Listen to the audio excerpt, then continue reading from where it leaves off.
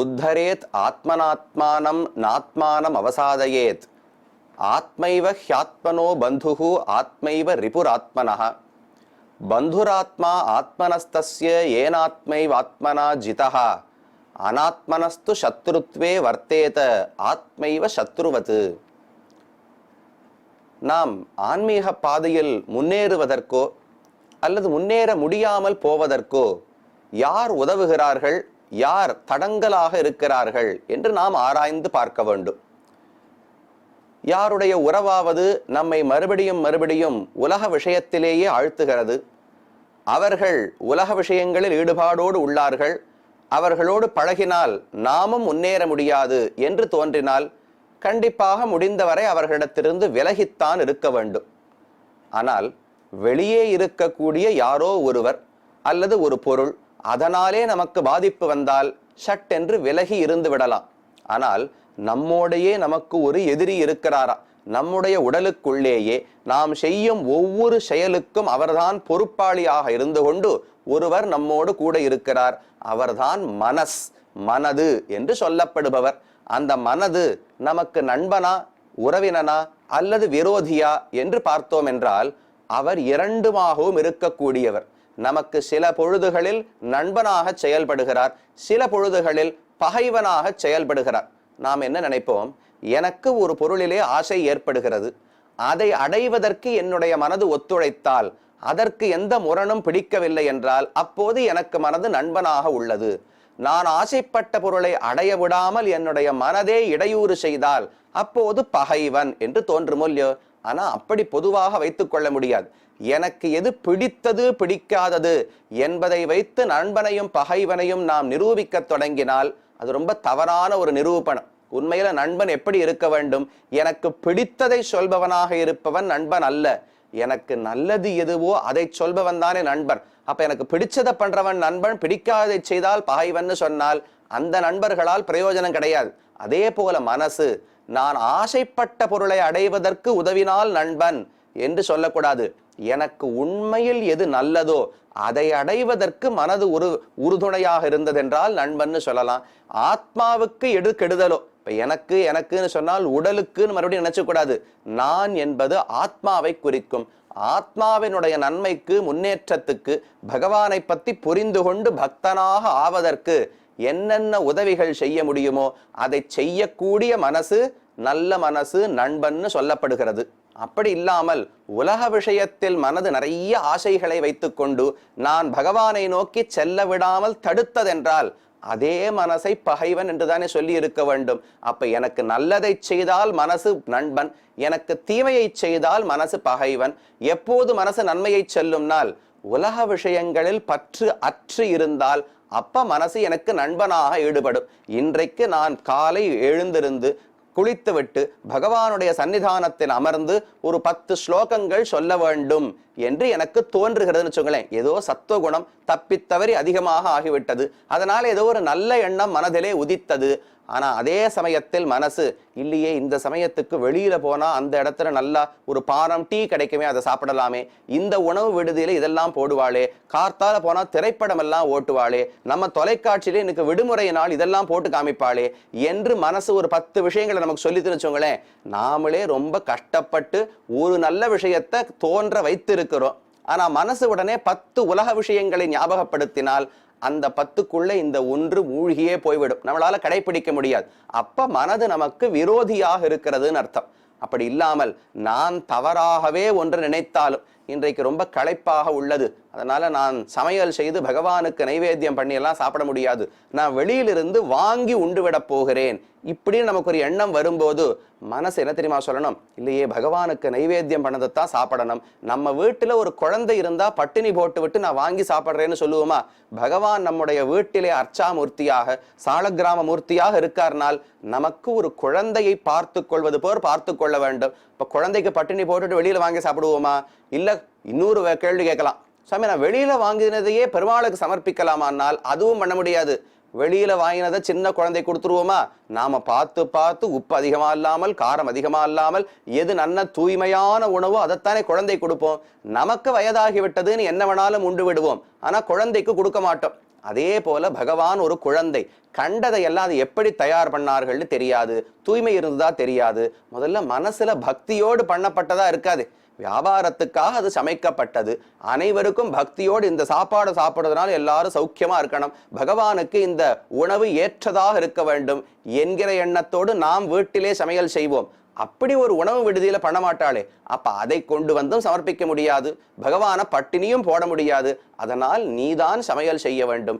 என்ன சொல்பம் குறைந்த அளவு முடியுமோ அந்த சமையலை செய், அதையே பகவானுக்கு சமர்ப்பிப்பாய், அதையே நாமும் உண்டு விடலாம் என்று ஒரு மனது நமக்கு அறிவுரை சொன்னால் அப்ப அது நல்ல மனசு, நண்பனாக இருந்து உயர்வுக்கு காரணமாக இருக்கிறதோ இல்லையோ. அப்ப ஒரே மனசு உலக விஷயங்களில் பற்றோடு இருந்தா நமக்கு விரோதி, பகவானிடத்தில் பற்றோடு உலக விஷயங்கள் வேண்டாம் என்று புரிந்து கொண்டிருந்தால் அது நண்பனாகிறது. அப்படிப்பட்ட ஒரு நண்பனை தேடித்தான் நாம் அனைவரும் முயற்சி செய்கிறோம். சௌபரி என்று ஒரு ரிஷியை பற்றி பார்த்து வந்தோம். அவர் பகவானிடத்திலே ஈடுபாடு உடையவர், நிறைய தவம் செய்யக்கூடியவர். ஆனால் முழுவதுமாக ஆசைகளை இன்னும் அவர் ஜெயிக்கவில்லை. அதனால ஒரு குளத்துக்குள்ளே தவம் செய்யும் போது ஒரு மீன் அதனுடைய குடும்பத்தோடு விளையாடுவதை பார்த்தார். தனக்கும் மனைவி மக்கள் வேண்டும் ஆசை ஏற்பட்டது. மாந்தாதா என்கிற அரசனிடம் போனார். ஒரு பெண்ணை திருமணம் செய்து கொடுன்னு கேட்டார்.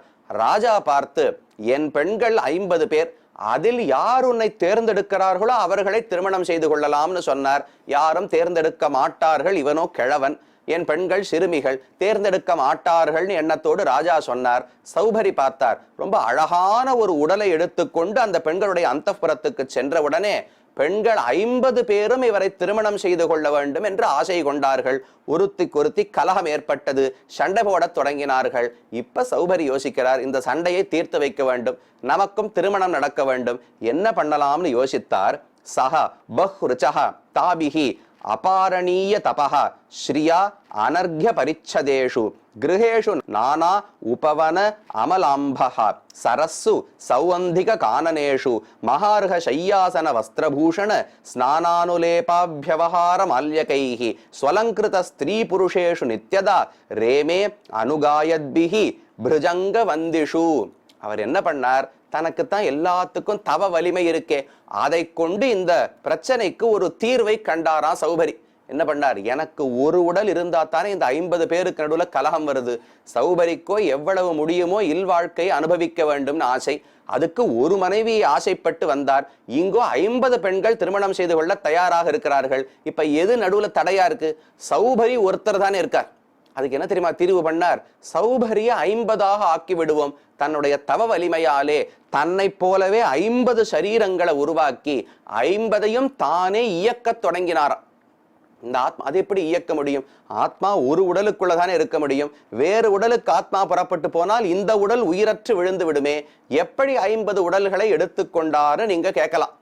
ஆத்மா ஒரு உடலை இயக்குவதென்பது தான் உள்ளே இருப்பதால் மட்டும் கிடையாது. ஆத்மாவுக்கு ஞானம் அறிவுன்னு ஒரு பண்பு இருக்கே, அந்த அறிவை கொண்டுதான் ஆத்மா இயக்குகிறார். இப்ப இந்த உடல் இவ்வளவு பெருசு இருக்கோ இல்லையோ, இதற்குள் முழுவதும் அடியேன் என்கிற ஆத்மா பரவியா இருக்கிறேன் கிடையாது. ஆத்மா ஒவ்வொன்றும் ரொம்ப நுண்ணியது. அப்ப ஹிருதயத்துக்குள்ள ஆத்மா இருக்கிறார். ஆனா இந்த கையில தொட்டாலும் எனக்கு உணர்ச்சி இருக்கு, தலையில தொட்டாலும் உணர்ச்சி இருக்கு, காலில் தொட்டாலும் உணர்ச்சி இருக்கு. காலை தூக்க முடியறது, தலையை அசைக்க முடியறது, கையை சுருக்க முடியறது, இதெல்லாம் எப்படி ஒரே சமயத்துல பண்ண முடியறது? ஆத்மா என்னமோ ஹிருதயத்துலதான் இருக்கார், மற்ற எந்த பிரதேசத்திலும் ஆத்மா இல்லை. அப்ப எப்படி இயக்குகிறார்னால் ஆத்மாவுடைய ஞானம்னு இருக்கே, அந்த ஞானம் என்பது இந்த உடல் முழுவதுமாக பரவி இருக்கும். அந்த ஞானத்தை கொண்டுதான் ஆத்மா இயக்குகிறார். எப்படி ஒரு உருவத்தும் ஒரு உடலுக்குள்ளே ஆத்மா தன்னுடைய ஞானத்தை பரவ வைக்க முடியுமோ, அதை போல் பல உடல்களில் பரவ வைக்கவும் முடியும். நமக்கு அந்த சக்தி இல்லாதது அந்த யோகத்தில் பழக்கம் இல்லாதபடியாலே, தவ வலிமை இல்லாதபடியால். ரிஷிகளுக்கு அந்த தவ வலிமை அதிகமானபடியால் தங்களுடைய ஞானத்தை இந்த உடலில் எப்படி பரவி இருக்கிறதோ அதே போல மற்ற உடல்களிலும் அவர்களால பரவ வைக்க முடியும். அப்ப ஆத்மா ஒரு உடலிலிருந்து இன்னொரு உடலுக்கு சென்று விட்டார்னு கிடையாது. ஆத்மா இங்கிருந்து கொண்டே பல உடல்களை இயக்கக்கூடிய வல்லமை படைத்தவராக இருக்கிறார். அதை போல சௌபரி 50 சரீரங்களை உண்டாக்கி 50 சரீரங்களையும் தானே இயக்க தொடங்கினார். சரி, 50 உடல் வந்துவிட்டது, 50 மனைவிகளை திருமணம் செய்து கொண்டார். எப்படி வாழுவது? உடனே மறுபடியும் யோக மகிமையை கொண்டு 50 வீடுகளை ஏற்பாடு பண்ணார். ஒவ்வொரு வீட்டுக்கு பக்கத்திலையும் ஒரு சின்ன தோட்டம், ஒரு சின்ன குளம், அவர்கள் குழந்தைகள் எல்லாம் விளையாடுவதற்கு ஒரு இடம், அதற்கு என்னென்ன சமையல் அறை, குளியலறை, என்னென்ன வேணுமோ அனைத்தையும் ஏற்படுத்தினார். அத்தனை செல்வம். ஒவ்வொரு மனைவிக்கும் வேண்டிய புடவைகள், வேண்டிய ஆபரணங்கள், வேண்டிய சந்தனம், மாலை, மை முதலான அலங்கார பொருட்கள், இது அனைத்தையும் ஒண்ணு கூட சம்பாதிக்கல, தன்னுடைய யோக மகிமையாலே ஏற்படுத்தினார். அபாரணீய தபஸ்ரீயா, தாண்ட முடியாத, அளக்க முடியாத தவ வலிமை இருந்ததோ இல்லையோ, அதனாலே கிருஹேஷு நானா உபவன ஆமல அம்பசரஸ்ஸு. உபவனம் அப்படின்னா பக்கத்துல ஒவ்வொரு வீட்டுக்கும் தோட்டம் இருந்துதான். சரஸ், ஒவ்வொரு வீட்டிலும் ஒரு குளம் இருந்ததாம். சௌகந்திக கானனேஷு, நிறைய மூலிகை செடிகள், மனம் வீசக்கூடிய புஷ்ப செடிகள், இது அனைத்தையும் ஏற்படுத்தினார். மகாருக ஷையா ஆசன வஸ்திர பூஷண, நல்ல அழகான கட்டில், அமர்வதற்கு நாற்காலி, வஸ்திரங்கள், ஆடைகள், பூஷணங்கள், ஆபரணங்கள், இது அனைத்தையும் உண்டாக்கி ஒவ்வொரு மனைவிக்கும் அப்படி ஆனந்தத்தை கொடுத்து இல்லற வாழ்க்கையில சௌக்கியமாக வாழ்ந்து வந்தார். எர் கார்ஹஸ்தியம் து சம்வீக்ஷ்ய சப்தத்வீபவதீபதிஹி விஸ்மிதஹ ஸ்தம்பஹ ஆத்மா பௌம ஸ்ரீயா அன்விதம். தெரிவிக்கிறார், இந்த ஒரு செல்வம், இப்படி ஒருத்தர் கிரகஸ்தனாக வாழ்வதை பார்த்து இந்த 50 பெண்களுக்கும் ஒரு தந்தை இருந்தாரே மாந்தாதா, அவரே வியந்து போனாராம். ஒரு முறை 50 பெண்களை கல்யாணம் பண்ணி கொடுத்தோமே, அவர்கள் எப்படி வாழுகிறார்கள்னு பார்ப்பதற்கு மாந்தாதாவுக்கு ஆசை. முதல்ல மூத்த பெண்ணினுடைய வீட்டுக்கு போனார். போய் எப்படி இருக்கிறாய்னு கேட்டார். அவர் ரொம்ப ஆனந்தமா இருந்தா, ஒரு குறைவு கிடையாது, செல்வத்திலோ ஆனந்தத்திலோ ரொம்ப செழிப்பாக இருக்கேன், என் கணவர் அன்போடு இருக்கிறார். ஆனா ஒரே ஒரு வருத்தம் தான், எப்போதும் என்னுடைய வீட்டிலேயே இருக்கிறாரே தவிர மற்ற 49 தங்கைகள் வீட்டுக்கு அவர் போறதே கிடையாது என்று மூத்த பெண் சொன்னாரா. சரின்னு இவர் தெரிந்து கொண்டார். அடுத்த வீட்டுக்கு போனார் மாந்தாத்தா. அந்த பெண்ணு இதே வார்த்தையை சொன்னா, எப்பவுமே என் வீட்டுலதான் இருக்கார், மத்த அக்கா தங்க வீட்டுக்கு போறதே கிடையாது, அவர்களெல்லாம் எப்படி கஷ்டப்படுகிறார்களோ தெரியவில்லை, நான் இங்கு சௌக்கியமாக இருக்கிறேன்னு ஒவ்வொரு பெண்ணும் சொன்னாலாம். அப்பதான் இவர் கண்டுபிடிக்கிறார், ஓ 50 சரீரங்களை சௌகரி எடுத்துக்கொண்டிருக்கிறார் என்று தெரிந்து கொண்டு மாந்தாத்தா ஆச்சரியப்பட்டார். இப்படி ஒரு பக்கம் வாழ்க்கை போய்கொண்டிருக்கும் போது மறுபடியும் ஏதோ ஒரு சமயத்துல திருப்பம் வருமே. பகவானுடைய திருவடிகளில் பக்தியோடு தவத்திலே யோகத்திலே ஈடுபட்டிருந்தவர் ஏதோ வழி மாறி மனசில் இருக்கிற ஒரு ஆசை, இல்வாழ்க்கையை அனுபவிக்கணும்னு மீனை பார்த்து வந்த ஒரு ஆசை, அந்த ஆசையாலே எவ்வளவு தூரம் பகவானிடத்திலிருந்து விலகி வந்து விட்டார். ஒரு வீடு கிடையாது, ஒரு மனைவியோ மக்களோ செல்வமோ கிடையாது, எந்த ஒரு பந்தமும் இல்லாமல் வைராக்கியத்தோடு வாழ்ந்தவர். 50 மனைவிகள், நம்மெல்லாம் கூட அவ்வளவு ஈடுபாடு படுவது கிடையாது. சம்சாரத்துல ஒரு மனைவி 2-3 குழந்தைகளோடு இருக்கும். அவர் அபாரமான பெரிய சம்சாரியாக ஆனார். இதெல்லாம் ஒரு நாள் மாற வேண்டுமே, அந்த நாளும் வந்தது. ஒரு நாள் அவர் தானே நினைத்து கொள்ளுகிறார், ச கதாச்சித் உபாசீனஹா ஆத்மாவன்ஹவம் ஆத்மனஹ ததர்ஷ வன்ஹி அச்சாச்சார்யௌ மீனசங்க சமுத்திதம் அஹோ இமம் பஷ்யதமே விநாசம் தபஸ்வின சச்சரித விரதஸ்ய அந்தர்ஜலே வாரிச்சர பிரசங்காத் பிரச்சாவிதம் பிரம்மச்சிரம் திருதம் யது. ஒரு நாள் இப்படியே வாழ்க்கை போயிருக்கு. அவர் அமர்ந்து கொண்டு ஒரு நாள் யோசித்துக் கொண்டிருக்கும் போது சுத்தி முத்தும் நடப்பதை எல்லாம் பார்த்தார். ஒரு பக்கம் குழந்தைகளா ஓடின்னு இருக்கு, ஒரு பக்கம் மான் கண்ணுக்குட்டி எல்லாம் இருக்கு, மனைவிகள் எல்லாம் ஆனந்தமா பேசி கலகலன்னு விளையாடி கொண்டிருக்கிறார்கள். இதை பார்த்த உடனே நாம் எந்த நிலையில் இதற்கு முன்னால் இருந்தோம், இப்போது எப்படி இருக்கிறோம் என்று நினைத்து பார்த்தார். நமக்கு என்ன தோணும், நன்னா தானே இருக்கார், ஆனந்தமா இருக்கார். என்னால் அவருக்கு ஒரே ஒரு குறை, பெரிய குறை தோன்றியது. பிரம்மத்தை என் மனதுல எவ்வளவு கஷ்டப்பட்டு நிலைத்து வைத்திருந்தேன், அந்த பிரம்மத்தை சிந்திப்பதையே விட்டுவிட்டேனே. பிரச்சாவிதம் பிரம்மச்சிரம் திருதம் எது, வெகு காலமாக கஷ்டப்பட்டு பகவானை என்னுடைய மனதிலே ஈடுபடுத்தி வைத்திருந்தேன். உணர்விலும்பர் ஒருவனை அவனதருளால் உரல் பொருட்டு என் உணர்வின் உள்ளே இருத்தினேன் என்று நம்மாழ்வாருடைய பாசுரம். பகவானை நம்ம மனசுல நிறுத்துவது என்பது சாதாரணமான விஷயம் கிடையாது. அதுவும் தியானம் செய்யும் அளவுக்கு ரிஷி நிறுத்தி இருந்தார். அதிலிருந்து எவ்வளவு தூரம் நான் நழுவி விட்டேன். பிரச்சாவிதம், பகவான் என் மனதிலிருந்து நழுவதற்கு நானே காரணமாகிவிட்டேன். ஒரு மீனனுடைய ஆனந்தத்தை பார்த்து அதை போல நானும் ஆனந்தப்பட வேண்டும்னு பிறண்டு விட்டேனே. என்னுடைய அப்பன்ஹவம், எப்பேற்பட்ட உயரத்திலே இருந்தவன் விழுந்து விட்டேன் என்று பார்த்து வருந்தினார். சங்கம் தியஜேத மிதுன விரதீனாம் முமுக்ஷு சர்வாத்மனா ந விசிருஜேத் பகிர் இந்திரியாணி ஏகச்சரன் ரஹசி சித்தம் அனந்தஹ ஈஷே யுஞ்சீத தத் கிரதிஷு சாதுஷு சேத் பிரசங்கஹா. அப்ப சௌபரிக்கு இதிலிருந்து எப்படி விடுபடலாம், என்ன பண்ணி மனைவி மக்களை சட்டுன்னு தியாகம் பண்ணவும் முடியாது, அவர்களுடைய ஆனந்தத்துக்கும் குறை விளைவிக்க முடியாது. ஆனா தனக்கு இனிமேல் இந்த வாழ்க்கையில் ஈடுபாடு இல்லை என்பதையும் உணர்ந்து விட்டார் சௌபரி. அப்ப என்ன பண்ணலாம்னு யோசிக்கிறார். சங்கம் தியஜேத மிதுன விரதீனாம் முமுக்ஷுஹு. மோட்சத்தில் ஆசை உடைய ஒருவன் முதலிலே ஆண் பெண் சுகம், தாம்பத்திய சுகத்திலே ஆசையை குறைத்து கொள்ள வேண்டும். அதுவும் அவருக்கு 50 மனைவிகள், அதை முதல்ல கட்டுப்படுத்தினாராம். சர்வாத்மனா ந விசிருஜேத் பகிரிந்திரியாணி. அடுத்து என்ன பண்ணார்? 5 புலன்கள் உணர்வே, கண்கள், காதுகள், மூக்கு, நாக்கு, தோல் என்று 5 புலன்களை கொண்டுதான் உலக விஷயங்களை நாம் அனுபவிக்கிறோம். அந்த 5 புலன்களும் 5 குதிரைகளைப் போல அதன் திசையில ஓடிக்கொண்டே இருக்குமா. அப்ப என்ன பண்ணணும்? ஒரு கடிவாளத்தை போட்டு 5 குதிரைகளையும் அடக்க வேண்டுமே. அப்படி பகிரிந்திரியங்கள், வெளிப்புலன் அனைத்தையும் தான் அடக்க தொடங்கினார். ஏகச்சரன் ரகசி சித்தம் அனந்த ஈஷே ஏகஹ. தனிமையை நாடத் தொடங்கினார். தனிமையில் இருந்தவர் தான் தன்னுடைய பேராசையாலே இவ்வளவு பெரிய குடும்பஸ்தனாக ஆனார். இப்ப மறுபடியும் அதனுடைய தவறை உணர்ந்து கொண்டு, இது மறுபடியும் எனக்கு மோட்சத்துக்கு வழிவகுக்காது, இந்த உலகத்தில் இன்பத்தை கொடுக்கலாமே தவிர இதற்கு பிற்பாடு எந்த நன்மையும் வராது என்று புரிந்து கொண்டு மறுபடியும் தனிமையை நாடினார். அனந்த ஈஷே, அனந்தன், அளவு கடந்தவரான, உலகத்தை எல்லாம் இயக்குபவரான பரமாத்மா, அவரிடத்தில் தன்னுடைய மனதை செலுத்த தொடங்கினார்.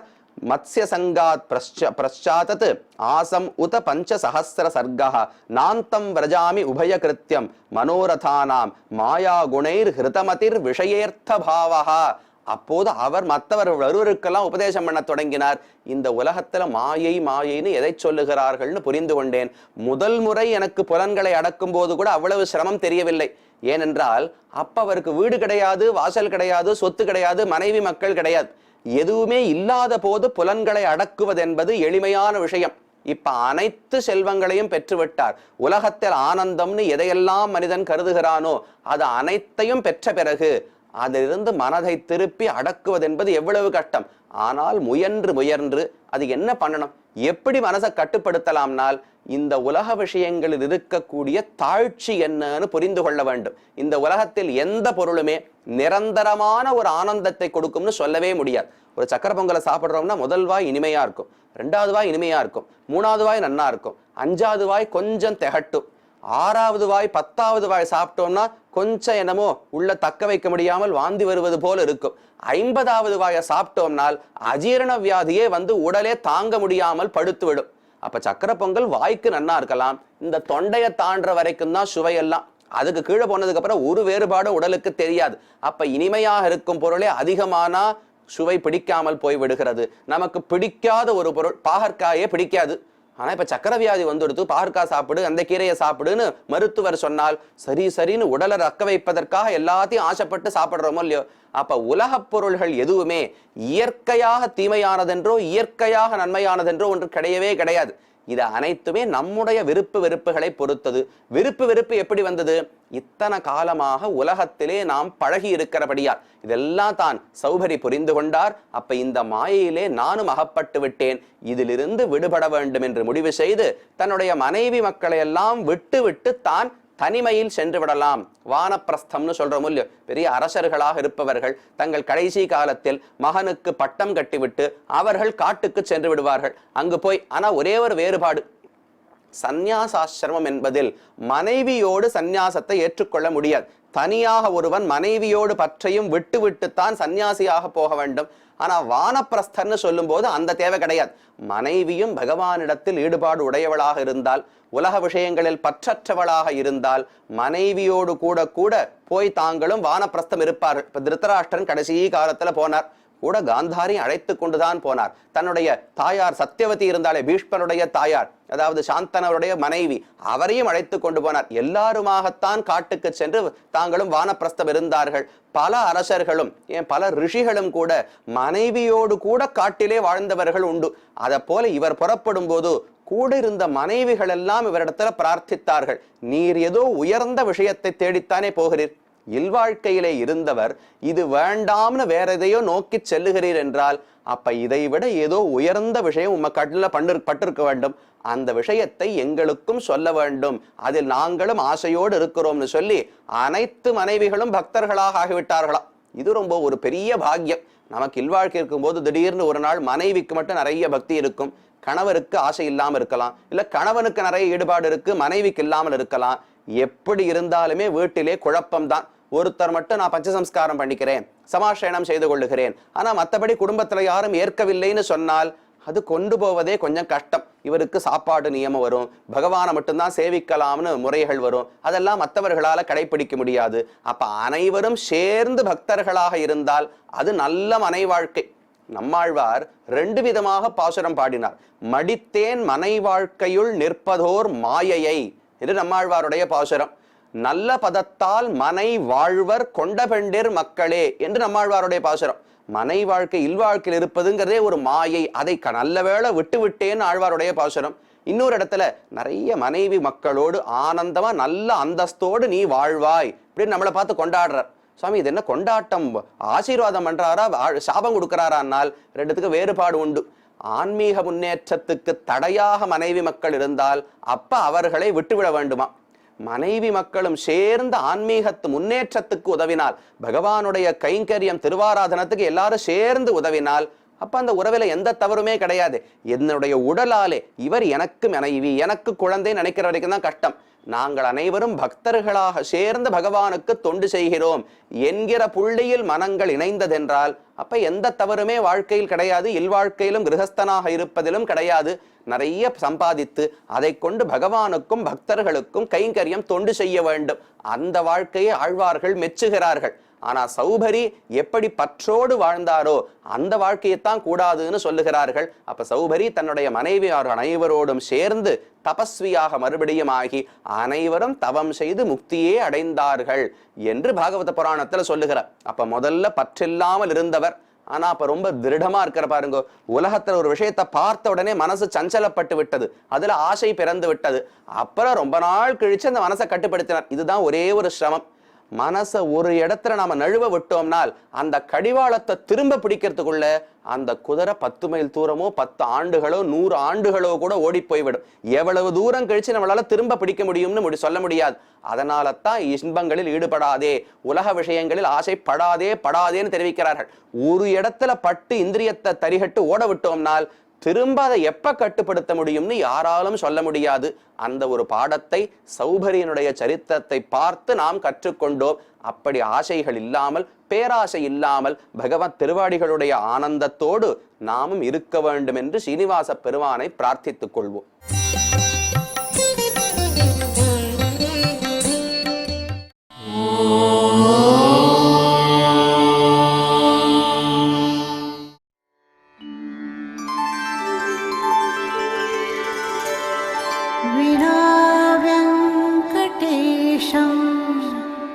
ननाथो ननाथः सदा वेङ्कटेशं स्मरामि स्मरामि।